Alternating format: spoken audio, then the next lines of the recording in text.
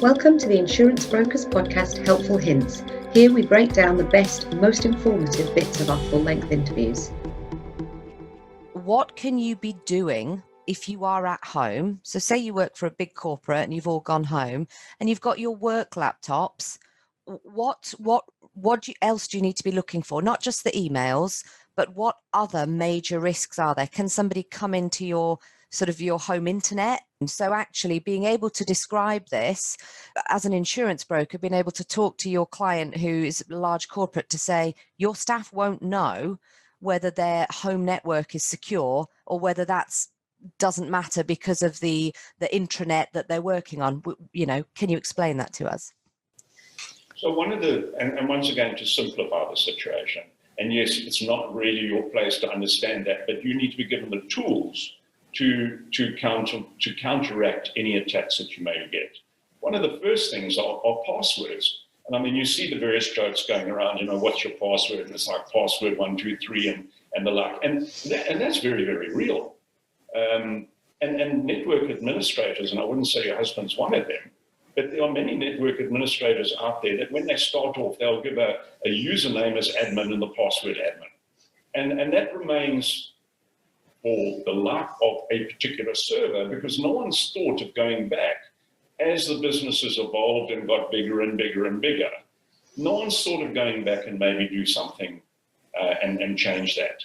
So that's one instance of that sort of thing happening. And we had a customer like that, exactly the same scenario, very loose password control, and an employee that had a virtual laptop had managed, not by any negligent way, but it managed to just access that network. And it was just sitting in the background on their computer. And they went to a client, and their clients invested some large sums of money with them. And unbeknown to him, his PC got attacked and through a ransomware attack. And from his PC, they got into the actual network and brought the entire network of his financial services company down.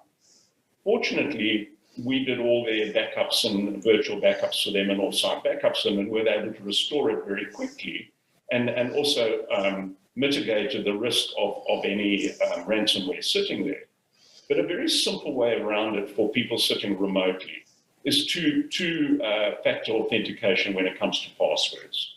So you can use your normal password, and that's great. But then the next step is you'll get a request to a cell phone or an email or some other form of communication asking you to insert a one-time PIN. And that then mitigates or goes around the situation where even if you are attacked and people find out your password, they're not going to get past that two-factor authentication step.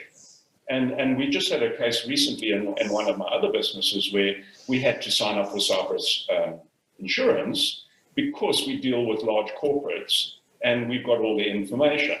And putting in two-factor authentication for all our remote staff was one of the first things that we put on our form to be covered in doing this type of thing. So it's a very important factor to look at. Yeah. So for example, if you use Gmail and you use cloud, the Google Cloud to store all your information, your very first login onto your system needs to be handled with a two-factor authentication.